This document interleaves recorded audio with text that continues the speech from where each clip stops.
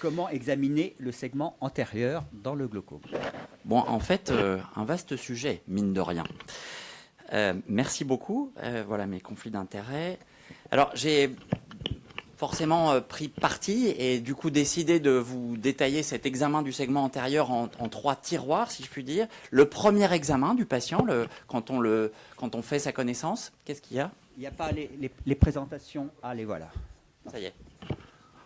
Que d'émotions. Donc, le premier examen du patient, hein, quand on fait sa connaissance, lors du suivi du patient, qu'est-ce qu'il faut particulièrement, enfin, à quoi il faut particulièrement être attentif à l'examen en lampe à fente du segment antérieur et après une chirurgie. Alors, le premier examen, il est essentiel. Dr House vous le dirait, puisqu'il va d'abord être guidé par l'interrogatoire et la réfraction préalable, mais ce n'est pas le sujet de ce topo. C'est un examen comparatif et bilatéral et il faut prendre son temps parce qu'on va faire le diagnostic étiologique du glaucome, on va comprendre les mécanismes en jeu et puis ça va nous aider à choisir le traitement le plus adapté au patient qu'on a en face de soi. Je crois qu'il faut probablement, mais enfin bon, c'est un parti pris, commencer par en lampe à fente, puisque on est sur l'examen du segment antérieur, peut-être regarder le Van Eyck et la profondeur de la chambre antérieure. La fermeture de l'angle est toujours possible, même chez un patient pseudophaque. Il y a des formes un peu particulières de fermeture de l'angle, glaucome malin, effusion uvéale. La profondeur périphérique et centrale. Je vous ai mis le petit schéma de la réalisation du Van Eyck que je ne détaillerai pas, que vous trouverez dans les guidelines de l'EGS, qui sont traduits en français, et c'est très très bien illustré, très très bien fait. Ensuite, lors du premier examen, puisqu'on est sur le segment antérieur, on va regarder la conjonctive. Et là, on va potentiellement, dans de rares cas, faire de très jolis diagnostics étiologiques. Même si c'est rare, il ne faut pas manquer l'occasion de faire un joli diagnostic étiologique. Vous voyez des dilatations veineuses épisclérales qui peuvent conduire au diagnostic de glaucome par augmentation de la pression veineuse épisclérale dans le cadre d'une fistule carotido-caverneuse, dans le cadre d'un Sturge-Weber-Krabbe, donc un angiome trigéminé, des anomalies de la pigmentation conjonctivale dans le cadre d'un névus d'Ota qui peut s'accompagner de glaucome. Vous voyez, la conjonctive, elle peut nous dire des choses sur le diagnostic étiologique, il ne faut pas passer à côté. Ensuite, on va regarder la cornée dans le segment antérieur, on va rechercher des séquelles stromales, j'ai un petit biais, j'en vois un certain nombre, des kératouveites herpétiques avec des séquelles stromales qui peuvent donner des glaucomes uvéitiques liés à l'herpès, du pigment sur l'endothélium qui peut être le signe d'une dispersion pigmentaire, un embryotoxon qui vient avec un Axenfeld ou qui va avec des dysgénésies du segment antérieur. L'argent martelé peut être le signe d'une guttata, mais aussi d'une cause rare de glaucome, le syndrome irido-cornéo-endothélial avec le syndrome de Chandler, et des précipités rétrodesmétiques sur l'endothélium qui peuvent évoquer un glaucome uvéitique dans le cadre d'un virus ou d'un Fuchs. Alors, j'ai l'impression qu'il y a un petit souci. Ah si, ça se déclenche.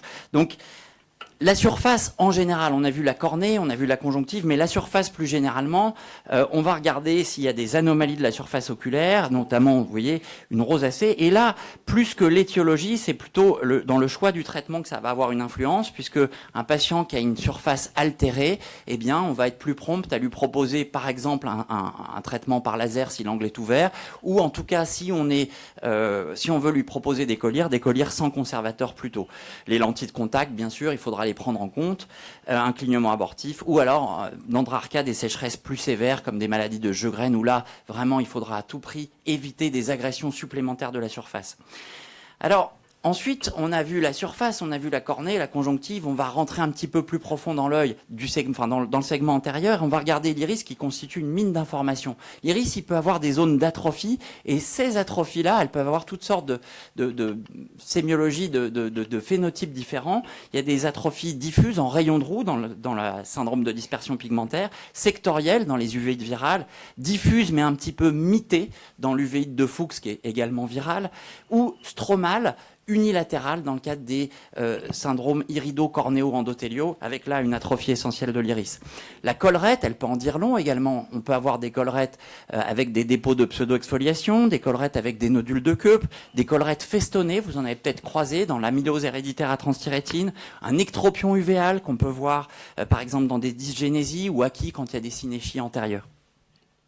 Les néovaisseaux, dans l'iris, bien sûr, alors ils sautent parfois aux yeux, mais parfois ils sont beaucoup plus discrets sur la collerette dans le cadre de GNV débutants. Des synéchies qui signent un antécédent ou une uveitte active, du pigment qu'on peut voir dans le syndrome de dispersion pigmentaire, des kystes qui vont déformer, vousser l'iris, des kystes de l'épithélium pigmenté quand ils sont postérieurs et qui vont vousser, qui vont bomber l'iris vers l'avant, mais également des kystes du stroma aérien, beaucoup plus rares, qui vont sécréter du mucus et boucher l'angle iridocornéen. On peut avoir une correctopie, une polychorie d'origine post-traumatique, comme la dialyse irienne que vous voyez en haut, ou bien une polychorie d'origine syndromique avec un autre ICE, une atrophie essentielle de l'iris. Ensuite, on a vu l'iris qui tapisse le fond, qui fait en fait la toile de fond du segment antérieur. Et ensuite, on va regarder l'humeur aqueuse. Alors, il y a des choses à voir dans l'humeur aqueuse, un tyndale qui peut être de différentes natures. Je vous ai fait une illustration avec du silicone lourd dans l'angle inférieur, qu'on peut trouver dans l'humeur aqueuse de patients déjà opérés de rétine, et qui vont également obstruer le trabéculum. Ça pourrait être du sang, ça pourrait être un tyndale cellulaire, pigmentaire. Le cristallin, qu'on voit mieux après dilatation, où on peut voir à nouveau du pigment. Alors le pigment sur le cristallin, on peut le retrouver en périphérie, très proche de l'insertion zonulaire. Ça s'appelle l'anneau de Scheyer ou Zentmayer. Et on dit que, alors je ne sais pas si c'est vrai, mais on dit que le pigment à côté de la zonule, c'est le dernier pigment à partir dans les glaucomes pigmentaires qui s'éteignent. C'est celui qui reste quand le reste du pigment a été nettoyé par les macrophages. On peut également retrouver la pseudo-exfoliation qu'on avait devinée sur la collerette. On peut bien évidemment voir une cataracte, tout simplement, une cataracte qui va changer la prise en charge du patient, puisqu'on va proposer une combinée, une chirurgie avec un drain trabéculaire, par exemple, plus facilement quand il y a une cataracte. Lors du suivi, eh bien, c'est le mythe de Sisyphe. On recommence, on remet en cause son diagnostic parce qu'on a pu, lors de la première consultation, passer à côté de quelque chose. Donc, je repasse pas en détail. On n'y est pas à l'abri. Et puis, il y a quelque chose qui se passe aussi avec le temps du suivi. C'est le cristallin qui change de taille, le cristallin qui va grossir et qui va occuper de plus en plus de place. Alors, le plus objectif pour suivre ça, c'est bien sûr les éléments d'imagerie de segment antérieur. Et nous, on est en lampe à fente. Mais l'imagerie du segment antérieur ne fait qu'objectiver ce qu'on voit en lampe à fente, c'est-à-dire le cristallin qui grossit, qui va progressivement fermer l'angle au fur et à mesure de la vie du patient.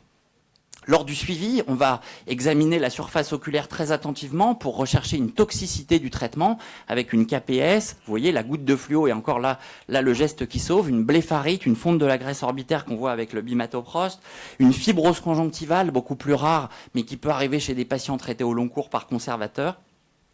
Et tous ces éléments sont des gros indicateurs de la bonne tolérance. Et puis, à côté de la toxicité du traitement, il y a les phénomènes allergiques, avec par exemple là un eczéma de contact plus fréquent avec les IAC, le bêta-bloquant et la brimonidine, ou encore une conjonctivite folliculaire, là qui est l'apanage de la brimonidine.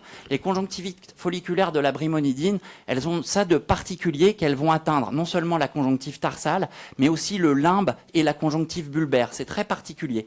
Et donc, c'est un tableau on peut passer à côté. C'est pas une simple rougeur, c'est vraiment des follicules sur la conjonctive bulbaire, limbique et tarsale. Après une chirurgie maintenant, et c'est un sujet un petit peu particulier, après une chirurgie à la phase précoce, eh bien sur l'examen de la cornée, on peut avoir un ulcère qui est le plus souvent traumatique, lié par exemple au fil de traction ou bien lié à l'utilisation d'antimitotiques péropératoires, mais qui peut aussi être herpétique s'il y a une diffusion sous les berges ou un antécédent d'herpès. La cornée aussi, elle peut nous révéler, avant qu'on ait pris la tension, des plis de Bowman qui sont le signe d'une hypotonie. La chambre antérieure, eh bien, on y voit aussi de nombreux éléments. On y voit notamment la profondeur, un contact entre l'iris et le cristallin. Donc la chambre antérieure, il faut la regarder en périphérie, au centre. Là, je ne vais pas détailler parce que c'est tout un chapitre, l'examen post-opératoire. On va regarder également l'iris. Est-ce que l'IP, s'il s'agit d'une trabéculectomie, est transfixiante? Est-ce qu'il existe une correctopie qui peut être le signe indirect d'une incarcération, notamment dans le cadre des chirurgies non transfixiantes? Après une chirurgie à la phase précoce, on regarde également la bulle. Est-ce qu'elle est diffuse versus localisée? Est-ce que les sutures tiennent le coup? Est-ce qu'il existe un CEDEL? Le CEDEL, la petite astuce, c'est qu'il faut prendre son temps pour l'examiner. Parfois, quand on va trop vite, on passe à côté du CEDEL. Il faut laisser le CDL arriver, si je puis dire. Il faut attendre un petit peu que le CDL se manifeste. Parfois, il faut, quand on a un vrai doute que la chambre est pas nickel, parfois le provoquer très délicatement en appuyant, et ça peut révéler que la suture conjonctivale n'est pas étanche. Après une chirurgie à la phase tardive, la bulle, bien sûr, et là je rentrerai pas dans le détail de ces classifications qui vont prendre en compte à la fois la zone de diffusion de la bulle, la hauteur, la vascularisation, l'existence d'un CDL tardif. Tout ça, c'est quand même important parce que ça va nous permettre d'échelonner le suivi, de planifier le suivi en fonction du risque de fibrose ultérieure ou du risque d'infection. À la phase tardive, en effet, on peut avoir des bulles qui se comportent pas exactement comme on le souhaite, des bulles qui débordent sur le limbe cornéen avec un astigmatisme, des bulles avasculaires kystiques qui peuvent fuir ou même suinter et qui peuvent s'infecter, des bulles enquistées qui sont saillantes mais pas toujours fonctionnelles, ou des bulles hypertrophiques comme en bas à gauche, ou encore complètement fibrosées avec une tension qui va en général augmenter à cette occasion. L'iris et le cristallin à la phase tardive, eh bien, ils peuvent là encore donner des signes indirects de problèmes d'incarcération avec une correctopie. Là, vous voyez, après gonioponcture, une correctopie dans le site d'une sclérectomie profonde non perforante sur la photo de gauche. On peut également avoir une cataracte qui survient volontiers après une chirurgie filtrante et notamment après trabéculectomie. Quelques exemples de choses qu'on peut constater quand il y a eu des implants. Une extrusion d'une valve d'Ahmed. La photo est pas de très bonne qualité, c'est une photo d'écran, mais c'est un patient que j'ai vu récemment avec des cristaux de sel déposé puisqu'il avait une décompensation cornéenne qui traitait avec des collyres hypertoniques et le sel s'était déposé sur la valve d'Ahmed extériorisée, un xène extériorisé sur les photos de gauche, un xène obturé par l'iris ou encore un préserflow complètement moulé par la conjonctive. Donc on essaye quand il y a des implants de suivre autant que possible le trajet avec l'extrémité proximale où on recherchera une obstruction, une éventuelle atteinte cornéenne et le trajet sous-conjonctival. Donc pour conclure, l'examen du segment antérieur, il est très très loin, comme vous l'avez vu, d'être détrôné par l'imagerie. Il est guidé par l'interrogatoire. Il sera différent selon les étapes de la prise en charge. Et un vieil adage qu'on m'a enseigné il y a bien longtemps et que vous connaissez sûrement, on ne trouve que ce que l'on cherche et on ne cherche que ce qu'on connaît. Voilà. Merci beaucoup.